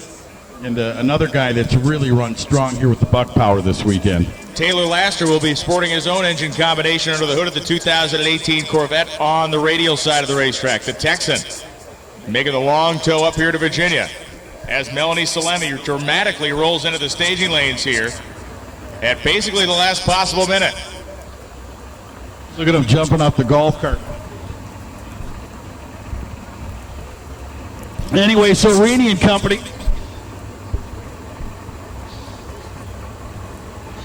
So Taylor Laster rolls through the water box in his 2018 Corvette, and Chris Rennie, Hickory, North Carolina, the man who came from the New York area, moved down south, and he is one heck of a wheelman. Taylor Laster is going to have to get up on it if he wants to get around Chris Rennie, who carries the performance advantage in this one. Yeah, that guy's well known down at the Big Dogs down there in North Carolina. Rennie now in the left lane here for the Pro Mod, summit side of the racetrack. Scott, Taylor Laster, we heard the story. Young Tyler Crossnow told us the story earlier. He said, man, 2 spins on the dyno, 2 laps today. Big Haul got here this morning from Houston area. Making big swings for only having 2 laps under his belt here this weekend. Freeney has 4 times at least. He's got a better feel, I feel, for the track this weekend here at VMP. The one thing we know is that Laster's car can run with Rennie in terms of ultimate performance. They both run 364. Rennie with a 0, Laster with a 6. But We also know that Rennie's car can do it repeatedly and hasn't really faltered at all this weekend. Laster has done it once. We'll find out if he can actually do it again. Rennie definitely brings consistency to the table. Absolutely. In goes Taylor Laster as pre-stage. Chris Rennie. Rennie's on the left side of the racetrack. He's in now, Al. Here they go, Rennie. I got my hands full right now with Rennie. Like I said, the wing walker now looking for it, and they leave, and look at Rennie.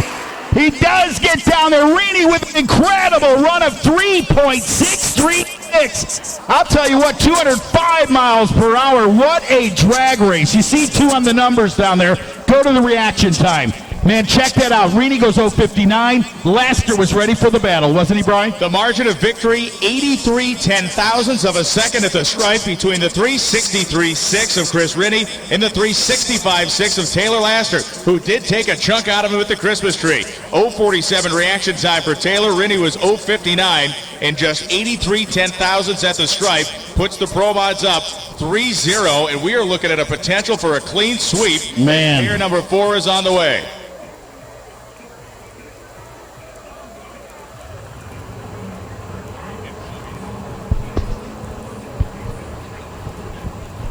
All right, so Chris Rennie showing off right there. He's had his career best run with his buck power this weekend. Here comes one of the baddest out of the West Coast in the left lane. Ready to roll in. Being driven by PTP's tuner this weekend, Jason Lee. Jason Lee out of Maumee, Ohio. You'll know that name back in the Fun Ford days, the NMCA days. God, listen to that thing. Man, that thing sounds hungry. Well, you got that Pro Charger in front you can feed logs through to make wood chips with. That's what it sounded like. That is a monster. That is a monstrous centrifugal blower on the front of that thing. 136 or 143 millimeter inlet on that thing. It is a man eater. Paulo Jus stands as the backstop. Right now, Paulo Jus is the last line of defense for the Radio vs. the World category. They are depending on the Canadian to uphold their honor here. So they're down there watching, and you can see the guys down there, the Slemmy family hanging out. Good guys that help out with Paulo Juice and the guys. Jason Lee. Now, we got to tell the fans, first time he's been in the car. I mean, right. This is not a home for him. No. You know, he's usually the guy up there with a laptop tuning the car, along with Patrick Barnhill. So he gets a shot here, and he's a heck of a driver. He's proven himself. I can remember him in his little red Mustang, 300, 400-foot wheel stands on the bumper and laying that thing perfect. And how cool is it for Eric Gustafson to be home watching and to give Jason Lee the opportunity to be in this race car this weekend? That is very nice. Eric's a great guy. Keep your eyes on him right here, man, the left lane. Let's see if he can do it. I think you're going to watch a whole shot right here. I think Jason Lee's going to get up on the wheel and know that he needs a few hun here. And just keep your eye on him. Look at the fans around there. I can't even see the cars, man. Paulo is known for his ability to get off the starting line in high-pressure situations at South Georgia Motorsports Park. We'll see if it translates here to Virginia. Nope. Oh, man. Look at this. Wow. Jason Lee does it for 4 in a row, man, for the Pro Mods. Jason Lee at 3.678. Is that the fastest he's gone in that car today? I believe that it is. Absolutely. I'm going to check the qualifying sheet, but I believe that it is. What a run at 201.55. Eric Gustafson just gave a fist pump that probably went right into a jar of Oscar Mayer lard. Go ahead. By a whole thousandth of a second, that was his quickest run of the weekend. How about it, man? That is awesome to see those guys and a new face in that car. And Polo, how did he do? He goes 368.9. In the reaction time, man, he just left a lot on the table. Now, it technically isn't over yet, right? It's only 4-0. So the Radio vs. the World side could go on a pretty dynamic run here and tie this thing up. And we do have that 9th pair waiting in the staging lanes, break glass in case of emergency. Mike Decker, the third, and Melanie Salemi coming up next. But it is a dire-looking situation for the Radio vs. the World side of things. Paulo made a strong run, 9:18 60-foot time. He out-60-footed Lee by 200ths of a second. He out-330'd him by 5,000ths of a second. But it left so much on the table at the beginning. It was the numbers just all automatically start coming towards Lee's side of the racetrack. Here we go. The other half of the Decker family, man, they got some frost on that hat as they'll pull up into the water box over here for the Drag Radio vs. the World team. And here comes the young lady in Purple Rain, making her way to the puddle. Decker with a burnout. They light the radials up. Watch the girl come in here and get this thing done. Let's see if she can do it. Make it 5 in a row, maybe?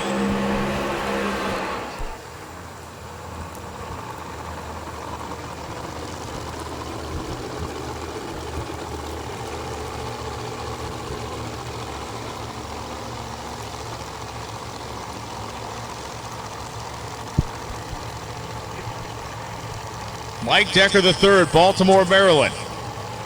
The second of the two Deckers, the Decker duo that made this quick 8 on the Radio vs. the World side. Junior, the elder of the family, did not win his matchup against Chris Thorne. So Mike Decker is going to have a shot to uphold the family dignity here, but he's going to have to take down Melanie Salemi to do it. One girl who's got a family of smart guys right behind her, man. It's a treat to watch this young lady drive for all these years. Started out in junior dragsters, moved into top dragster as a young kid, and then she always told me she always wanted to drive a door car. Isn't that kind of cool? So she got that shot, having the brother-in-law who builds some of the best-looking door cars. They end up with the beautiful Purple Rain and Melanie Salemi getting ready right here. Can she make it 5 in a row for the Pro Mods? I'm telling you what, Decker, I hope he's got something on board. To plant a seed in your head, this is the first time we have a matchup that favors on performance the radio car by a fairly significant amount. The radio car is about 100th and change faster on the qualifying sheet than Melanie Salemi was. They have not been satisfied with the performance out of Salemi's car all weekend long. They feel like they've missed the tune-up a couple times down low. If they miss it again here against Decker, it could be beginning to change the tide for the radio guys. You think they told her whole shot, girl? I'll guarantee you someone brought that up. Decker's out first. Oh, but look at the finish line. We got a race again. Wow, look at those numbers, guys. 367.6. She goes 059 for a reaction time. .939, 246 to the split. She was 2 off the number the whole way through that run. 043 on the Christmas tree, 966, 244.9, 365.0 at 203. 4-1, Brian. 4-1. So we still have hope yet that this thing could go the distance as Mike Decker, a 16 thousandths advantage at the starting line that he stretched to 42 thousandths at the stripe with superior performance out of that 2014 Corvette. Now it is John Strickland and Marty Stennett. Oh, man. And on paper, which we don't race, I'll tell you what, you watch out for the tractor puller right here. Because right now he's saying, don't you think my Firebird's sexy? Or his Camaro, excuse me. I was looking at the old Purple Rain deal. So the Galant Chevrolet Camaro, the 69 of John Strickland, will be in the left lane. Doing it for the Pro Mods here out of Harrells, North Carolina. And how about Stennett? You know, you look at such a cool car and you think, it makes you want to go back in time. You know, when they were really the hot deal and they were just coming to drag racing, built for drag racing, obviously, from the factory. But, I mean, you watch this guy. He's got so many years, and he's so cool and calm looking.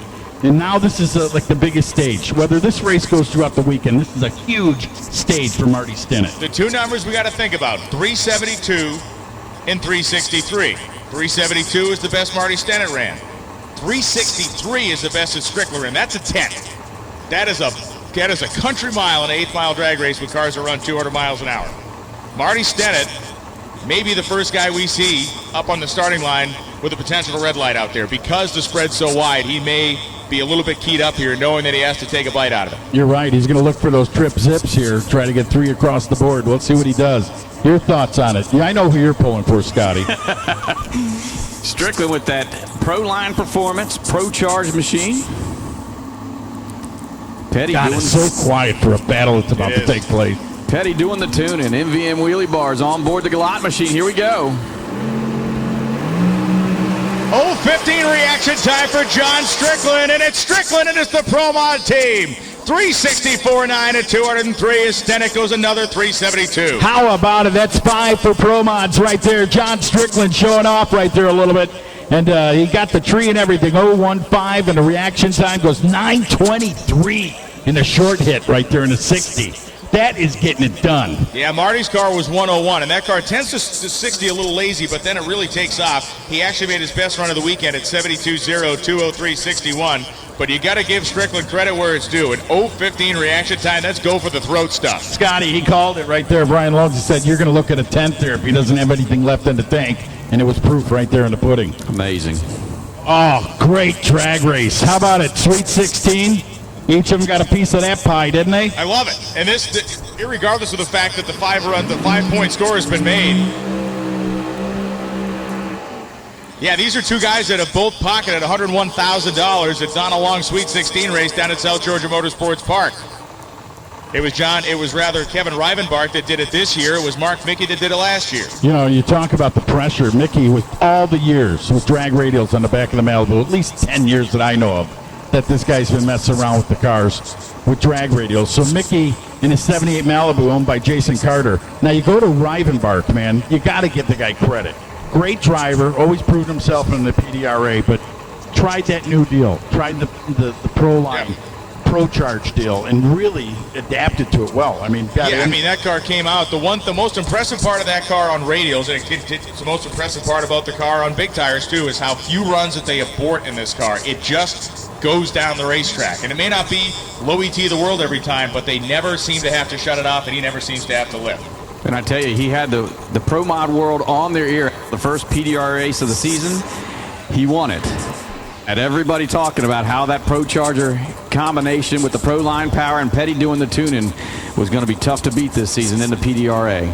Some cool stuff about to take place here for the guys down there from the Lot Motorsports Park. Get ready. Let's see if the team guys can go back there and celebrate with a bottle of champagne, saying, boy, did we put the move on him. But Mark Mickey is not going to be a gimme. Or is he? Down there, look at Rivenbark. Man, 364. He went down there and took everything with him. He took the air the turbo car needed. 204 miles per hour as Kevin goes on, and that is 6. That is number 7, which leaves us 1 to go. Oh, 6 wins. I'm sorry, that was the 7th. I'm going, wow. I missed one there. It was between the rib and the lime drink. And the hot dog. And that hot dog. Thank you so much for that hot dog, that young lady. And Jason Carter looks rejected right there. He's not sure what's going on, but another guy that puts his heart into that deal. And hopefully they get it figured out for the weekend here. 644 coasting down there, and the Pro Mods to the front. So it is the battle of the number 1 qualifiers that ironically fell to the 8th chips drawn out of the bag. Tommy Franklin, Marcus Burt, the 2 heavyweights going to slug it out here to end the night. Bragging rights, man. Bragging rights, baby. And I only say that because about nitrous oxide. One using a radial tire, one using a slick. The battle may be over. The victory may have been taken. But right here, there's more. This is a race within this race. Right here. Absolutely. The rat is going to take the cheese, he thinks. And then you got the kid down there with the axe. You called him the Axe Man because he knew how to cut that tree down and put some good lights up. This is going to be a phenomenal race, fans. Little traction compound being fogged on the right side of the racetrack by Jimmy Bradshaw before this final pair to go down.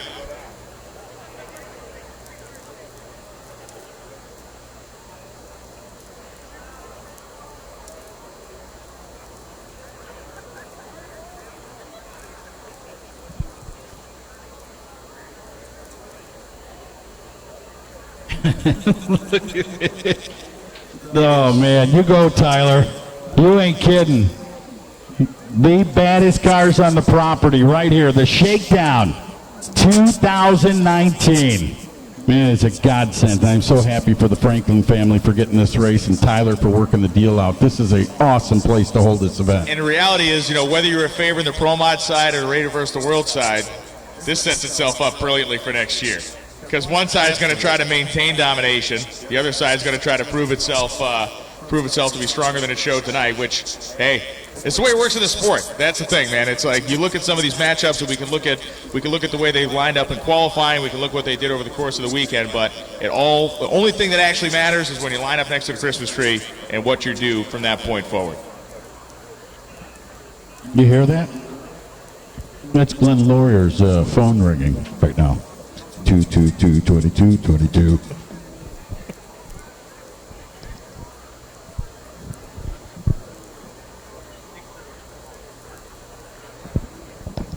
Oh, my gosh. And Brian's over here thinking, hey, be quiet. I have to feed my children.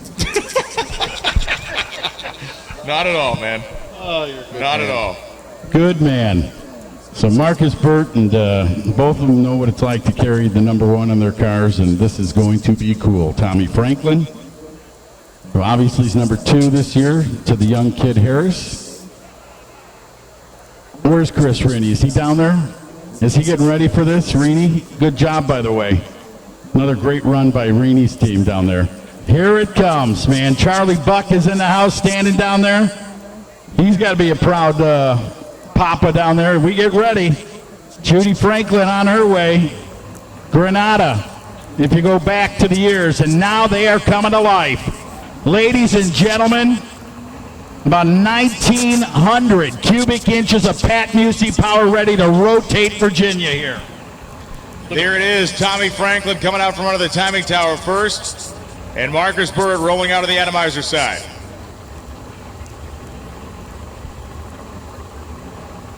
Marcus still doing that side bet, counting the cash. Anyway, so Franklin down there doing his burnout already. He's got it already lit up and ready out of Fredericksburg, Virginia. He'll be in the left lane. Of course, his track, his home, his car, and a guy that is just a visitor right now in the Houston Auto Sales Chevrolet Corvette, built in the House of Bickle and powered by the House of Popeye.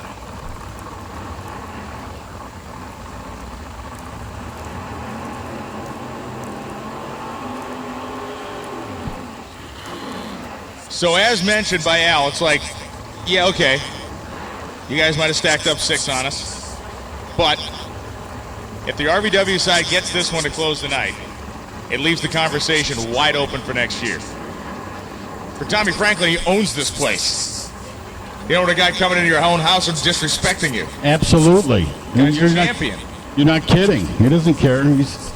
They may both be the southern gentlemen at this point, Virginia and Georgia, but man, this is a battle. It'd be like you're showing my house with those dumb bologna sandwiches. You're like, what is this? You'd love me forever. You're like, God, can we go? Let's go up to the 7-Eleven and get some more. Same engine builder, same chassis builder, different size tires. Isn't that something? Radial tires, and who would ever thunk, right? And for those of you in the grandstands, this is going to be a great illustration, probably the best illustration side by side of what you'll ever see between how a radial car works and how a Pro Mod car works. They work very differently in their way their suspension operates. Marcus Burt's car does things with the body separation that no other car in this category does. You'll see Tommy Franklin's car kind of squat down and use that big tire. Watch the back of Burt's car. If he's on a good run, the thing will look like a praying mantis by the time it gets to 330 feet. Almost like a dirt sprint car. You ever see like a modified? The thing gets lifted up off the chassis. Here we go. They're getting in now, man. I know there's one guy watching his TV like it's a Super Bowl and his team's losing. Sitting there right now just spitting nails out.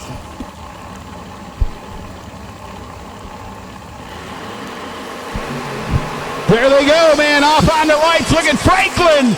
And, Marcus Burt with a win at the stripe. 357 again at 206 miles per hour. The Georgian came and prevailed for the radial tire guys. They may not have won the team deal, but that is incredible. He backs it up again. 357.5. 206, Brian. What a night, man. That is the quickest run in the history of Radial vs. the World competition. The previous standard was Daniel Ferris's 357.8. The last run that Burt made was 357.9. He now runs straight under Daniel Ferris. It goes 357.5 with a record speed of 206.10 miles per hour. What a way to end this night here at Virginia Motorsports Park. Incredible. Let's not leave Tommy Franklin out of the deal, man. He was there on the whole shot. He had it for the take in 042 to an 093. Down at the 60-foot, 954, 246. Burt was 238 at the split, 364 to a 357.5. At 208.42 miles per hour. Scott, what a night, man. Then how about your Pro Mod guys from PDRA? Well, they did. The last pass has just left the door wide open for next year's shakedown. With Tommy falling a little bit short. He did his job on the starting line, but just couldn't quite run the number. Awesome deal. Man, I'll tell you what, thank you to Brian Loans for inviting me into the house. Scott, your house too this weekend. I would tell you what, to the fans that are leaving, remember, You don't have to drive fast, enjoy fast driving. Come back tomorrow. Day 2, a little bit of qualifying and a whole bunch of eliminations right here at Shakedown 2019, right? 10 a.m. tomorrow morning, Top Sportsman final qualifying will be on the racetrack. Once again, 10 a.m. tomorrow morning, Top Sportsman will be on the racetrack to get our day started. We will run this event to completion tomorrow afternoon and evening. Thank you all for being here. Thank you, Al. Thank you, Scott. It has been a great, great night. We will see you all in the morning for final round eliminations and final qualifying here at the Comp Cam's Shakedown Nationals version 17.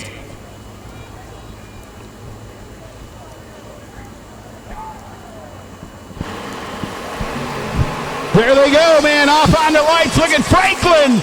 And, Marcus Burt with a win at the stripe. 3:57 again at 206 miles per hour.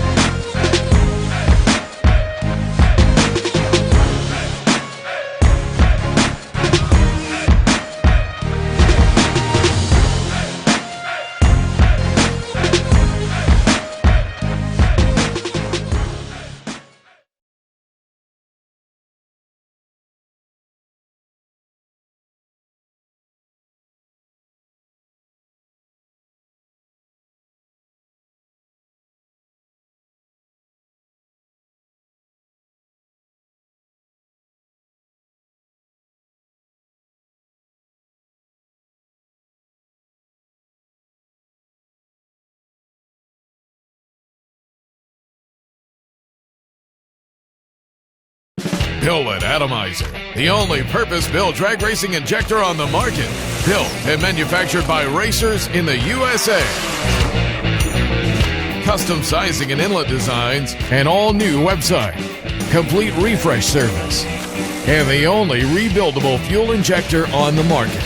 You get the right injector the first time. See why more champions run our injectors than any other brand at atomizerfuelcomponents.com.